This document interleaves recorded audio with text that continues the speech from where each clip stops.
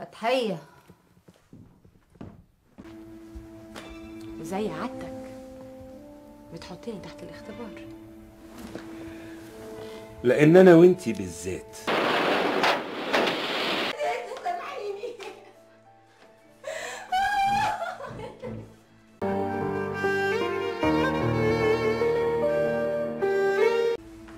اختياري ليكي للمهمة دي في المستقبل ما جاش من فراغ يا هند.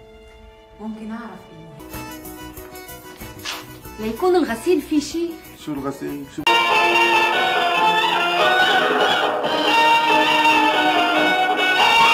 يا الله يرحمه، هو اللي عمل في نفسه كده. لا بابا مش ممكن يعمل في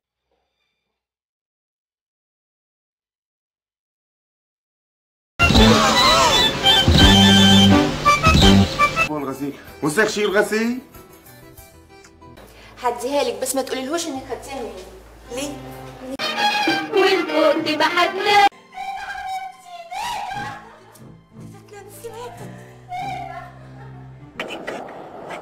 لكن انا شو شغلتي مدام سوسن؟ ما بيكون اسمي نجاة اذا ما بخليه يجي لعندك ويبوس ايديكي ويطلب منك السماح ولو. ايه بس الوضع ما عم يتحسن، بالعكس كل ما الوضع الأسوأ. ايوه يا دول، انا اسفه ان انا ما اديتكيش خبر، بس ممدوح بيه كان عايز يعملها لك مفاجاه.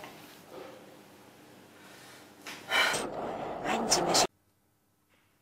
طبعا مفيش مانع مادام نانا تبقى موجودة، ممكن يعني حضرتك تعزمها بنفسك. هنا نحطه تحت رجلينا قربان ورقتنا. طب اتخنتوا بقى احسن الواحد. هتقولي حاجه يا بشرى؟ لا يا ممدوح بيه، بشرى لحد هنا وخلاص. انت طلبت انك تشوفها وتقابلها وانا نفذت، اكتر من كده ده بتاعها هي بقى.